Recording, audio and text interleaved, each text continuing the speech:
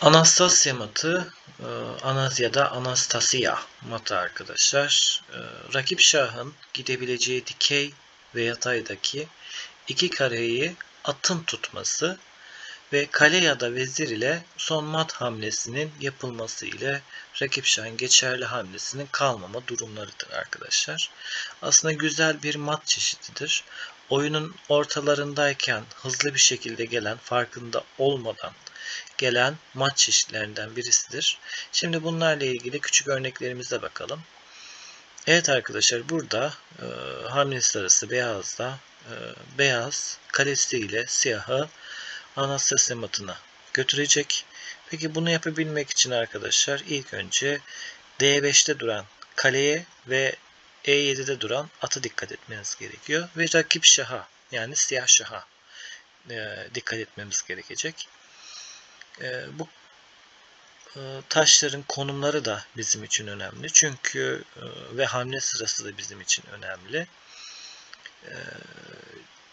Eğer hamle sırası siyahtaysa arkadaşlar zaten buradaki kale D5'teki beyaz kale bedavaya gitmiş olur. At tarafından alınabilir. At da atı alır. Sonra vezir de atı alırsa siyahlar hem şah çeker hem üstün duruma gelir.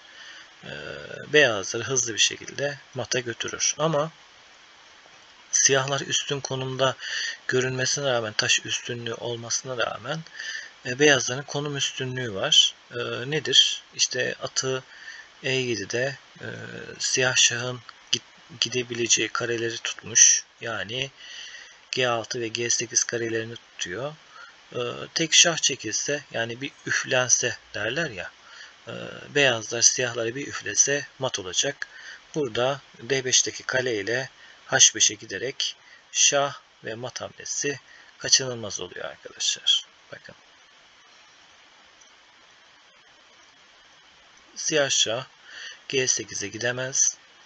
G7'ye, G6'ya da gidemiyor. Ve dediğimiz gibi mat kaçınılmaz oluyor. Bu örneğimizde ise arkadaşlar yine hamle sırası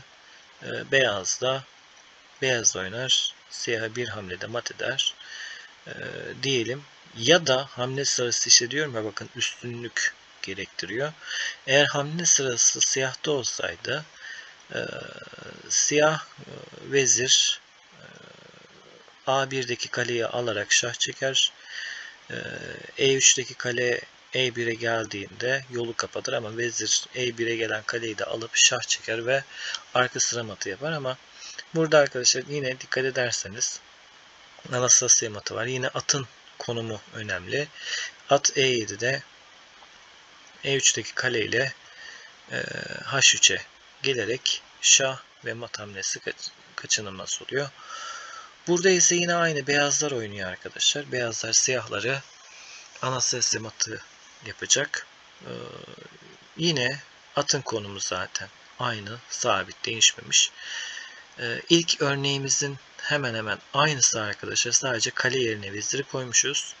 Burada vezir H5'ten şah ve mat. Burada da arkadaşlar yine aynı. Ama işte söylediğim gibi örneklerimiz birebir benziyor. Sadece kale yerine vezirleri koymuşuz. Burada da neyimiz var arkadaşlar? Vezir H3'ten şah ve mat.